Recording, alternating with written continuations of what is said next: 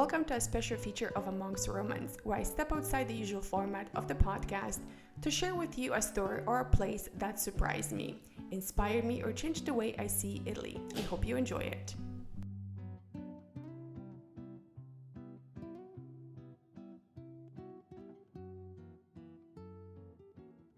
One of the things I love most about living in Italy is the opportunity to discover many amazing places that I can then share with you.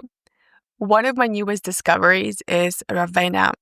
Ravenna is a stunning place that I've become obsessed with, and I think you will as well. Ravenna is best known for its stunning Byzantine mosaics, which most people probably don't think about when they come to Italy. But it's also a place where literary greats like Dante Alighieri and Lord Byron once lived. So again, lots of things to explore, especially if you're wanting to learn about Italian culture and places that you might not really know about.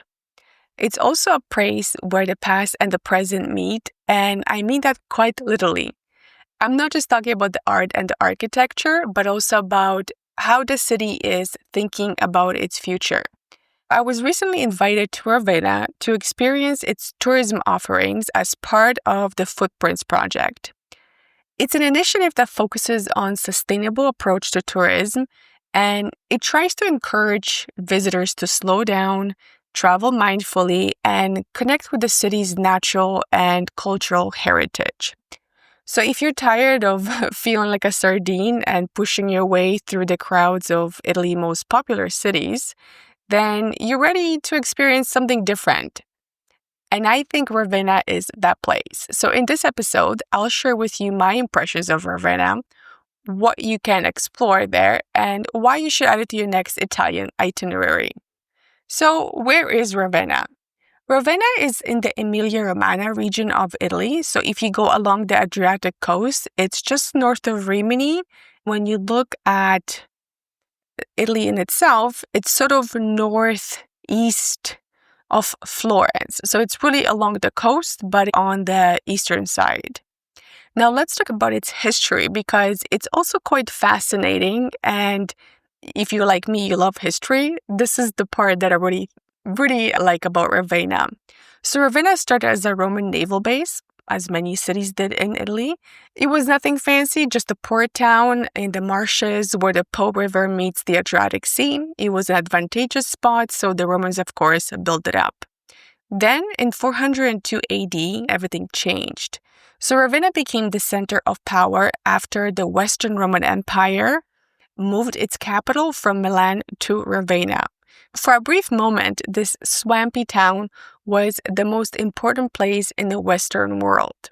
But as we know, empires don't last. When Rome fell in 476 AD, the Ostrogoths took over. Now, you don't have to know too much about this part of history.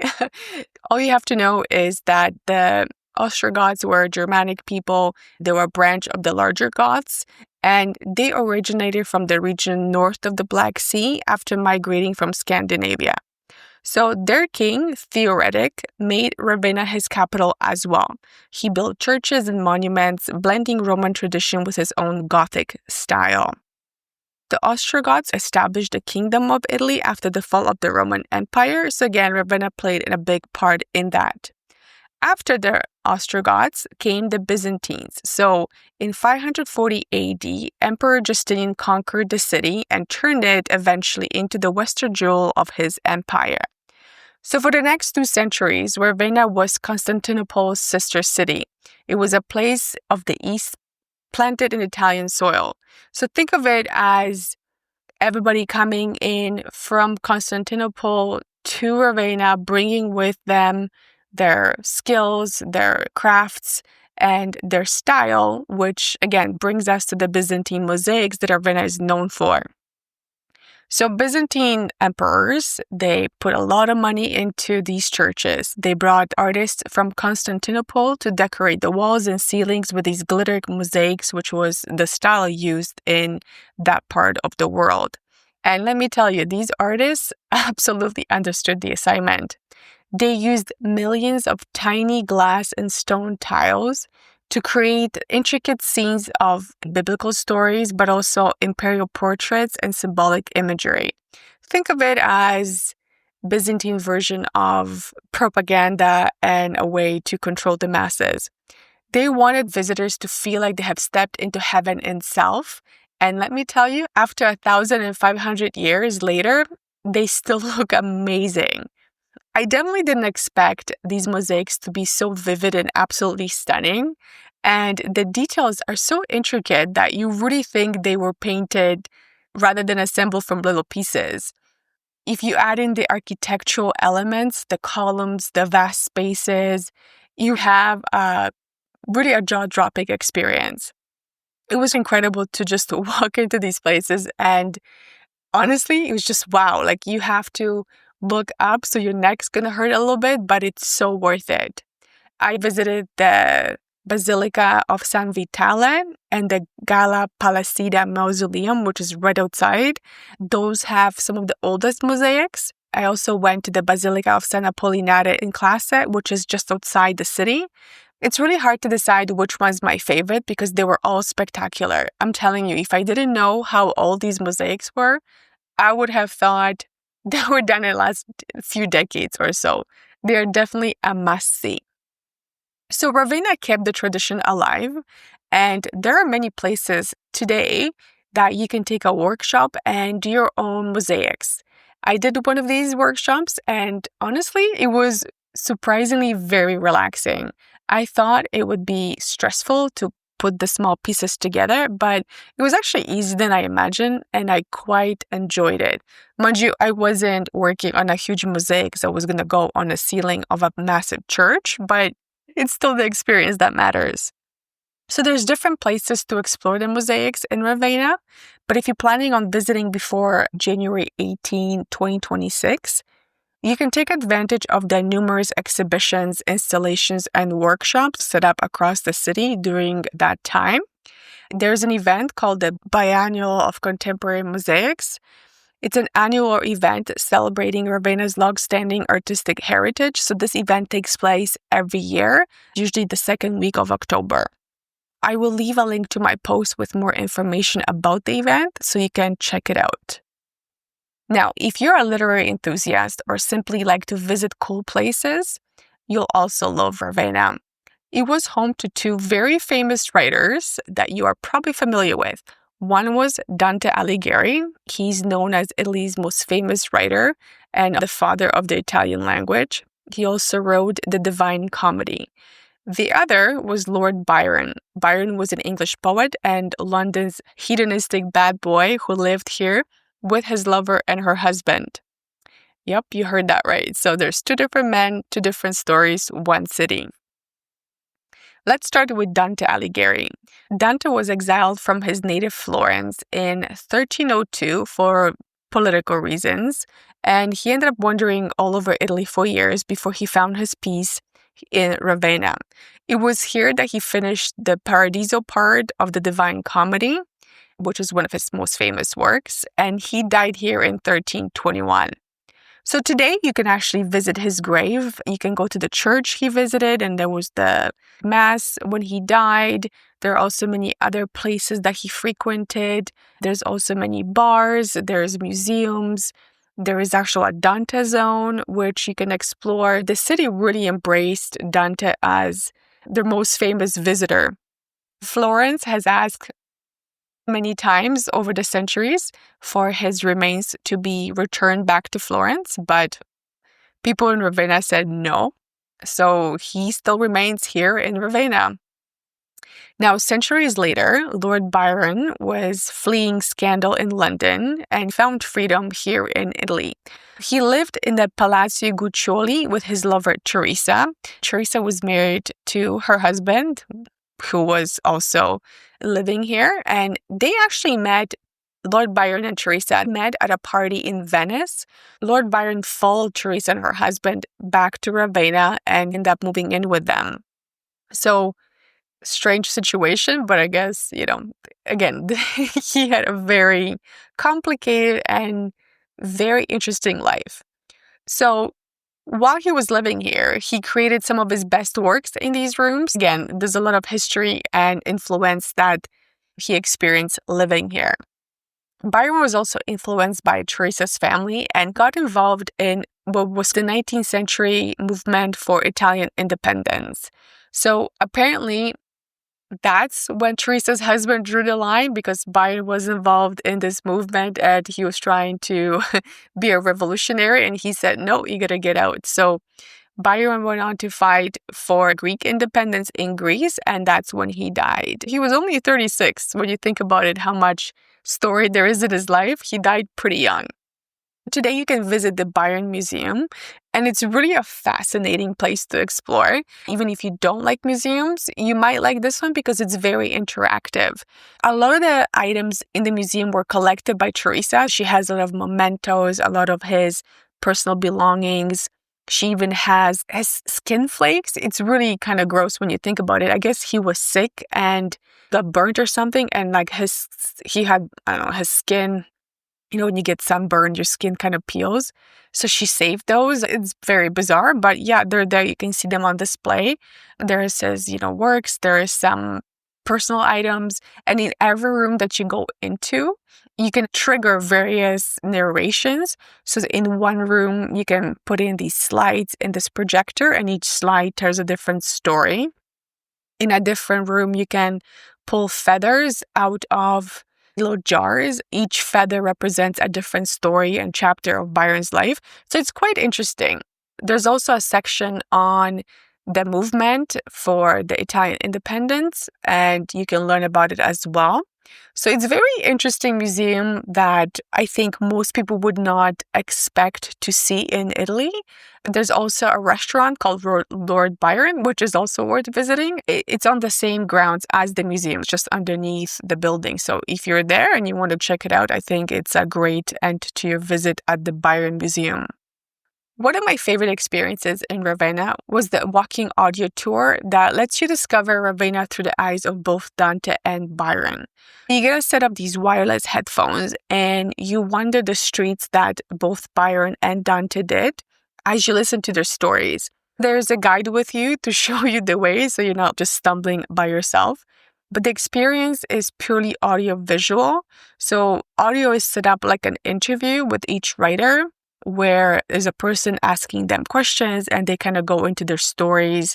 There's lots of music, there is sounds that kind of blend into this experience. So when you are walking to different places, they are related to what you're listening to. So that's what I mean about the visual part of the experience. I think this was one of the most unique experiences I've ever had. And honestly, it was quite interesting because you feel immersed and you also get to hear the stories of these writers sort of in their own words. I know it's an actor reading them, but it's still very interesting. It's a new experience and you have to book it ahead of time. But if you are going to Ravenna, I highly recommend it, especially if you're going to be doing the whole Dante and Lord Byron experience. And it's available in English, so it's, again, very interactive and interesting to explore. What I loved about Ravenna also is that you can take a break from the museums and workshops and sightseeing by exploring the outdoors. You might not think of a place like Ravenna as an outdoorsy place, but it is. The city sits on a flat terrain, which makes it perfect for biking. There are cyclists and bike paths pretty much everywhere. This was one of the things that really surprised me when I got there. Think of it like Amsterdam, but the cyclists are less aggressive, if that makes sense. You can cycle through the pine forest. You can take these really interesting bike routes outside of the city. And like I said, it's mostly flat, so you are not really going up and down. It's quite leisurely. You can take your bike to the Basilica of Sant Apollinare in Classe. This is the one I mentioned earlier that has like the mosaics. And it's really a quite interesting church. And you can really just take your bike there. It's quite interesting. And a lot of people were doing that when we were there. But you can also take your bike to the Marina di Ravenna, which is, again, beachside area where, it's kind of low key. There's a bunch of little restaurants, seafood, laid back vibe. It feels very different than what I think people think of places like that. The vibe is great. The people are friendly. The food is great. It's not as touristy, but also you kind of feel like you are really enjoying the outdoors. There's wild horses, there's flamingos, there's protected areas that you can go through with a bike, which is what we did. We went a bike tour. You need to have a guide to go in there just so, people don't damage the habitat of the animals that live there. I really think that was something that surprised me because, again, it's a city that has lots of culture, lots of things there, which is what I enjoy. But there's also this element of the outdoors, which I didn't really expect. So if you are into one or both, I think you really enjoy blending the two together. This brings me to the Ravenna Footprints initiative that I mentioned earlier. Now, I know you might be thinking, okay, sustainable tourism sounds like a buzzword. Everybody keeps talking about it, but it's not really a thing. Well, it kind of is here, and I think Ravenna is doing a very good job of taking it very seriously.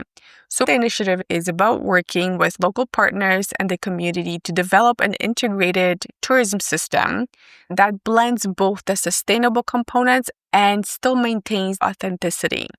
It's about making visitors feel like locals while taking care of the place as if it was their own. So it's not like, hey, come here, buy your stuff and leave. It's more about encouraging them to become a bit more immersive in the place, to enjoy it slowly, to try imagine themselves living here, which I think is pretty interesting because you have so many cities in Italy that are so overrun with tourists that I don't think they really do a good job with putting the infrastructure for tourism. And I think that's what Ravenna is trying to do, which really makes sense when you think about it. So the Footprint Initiative includes tourism people working with local hotels, restaurants, and tourism businesses to get their green certification. But it's also about creating welcoming hubs. Like you go to some places and you hear stories of tourists being unwelcome, of being resented. Well, that's not how they're approaching it here. They have these welcome hubs when you can rent a bike or electric vehicle, and there's lots of accessible options that you can explore the city and the surrounding area without necessarily having to drive. The focus here, again, is the slow travel component, cultural immersion, supporting local artisans and traditions. I thought that was very good, and I really enjoyed that component. They also work with local workshops and culture experiences. The Mosaics workshop I mentioned earlier, that's part of it. And so is that silent play, the Dante and Byron experience. And I think it's a good way of creating experiences for tourists that they can enjoy, and they really feel like they are getting a bit more in-depth history of the place that they're visiting. So why does it matter? Italy is full of places that are just overrun with tourism. There's Venice, Florence, and Rome, of course. They always struggle with so many people. There have been stories of people taking over the Dolomites, too many visitors coming in, people damaging historical sites, damaging the environment. Local residents get pushed out, neighborhoods lose their character, and everybody becomes unhappy, and that's where the problems begin. So I think Ravenna is doing a good job in trying to avoid that future. They're looking at what's happening elsewhere. And I think this initiative was born to tackle this issue before it even begins. Here is what I noticed during my visit.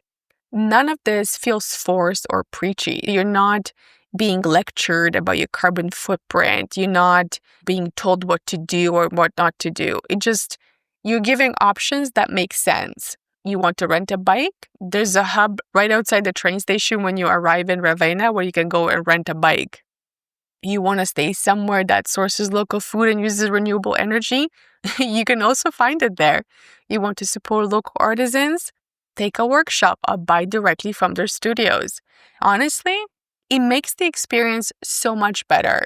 When you slow down, when you pay attention, and when you connect with the local people and places, that's when really it becomes meaningful. You want to have that experience. You don't want to just run in, fight other tourists for the spots and leave and then just be like, it was okay. So I really enjoy my time in Ravenna, and I think you'll love it as much as I did. It wasn't a place I was familiar with. And it showed me that no matter how much I think I know Italy, there's always something new to discover. If you're planning a trip to Italy, give yourself at least 2 full days in Ravenna. If you can do 3, it's even better. That will give you enough time to see the major sites without rushing. You can take the bike to the coast, you can linger over some lunch, you can stumble upon like some churches and little workshops and quiet corners that really will show you what the city is all about. You'll fall in love with this place, and I promise you, after one visit, you'll start planning your next return before you even leave, because that's honestly what I'm doing. So I've put together a detailed guide with everything you need to plan your trip, where to stay, where to eat, and how to book your experiences. I will link that in the show notes, along with information about Ravenna Footprints and how you can travel more responsibly in Italy. I hope you enjoyed this episode because I really enjoyed telling you about Ravenna. Thanks for listening, and see you next time.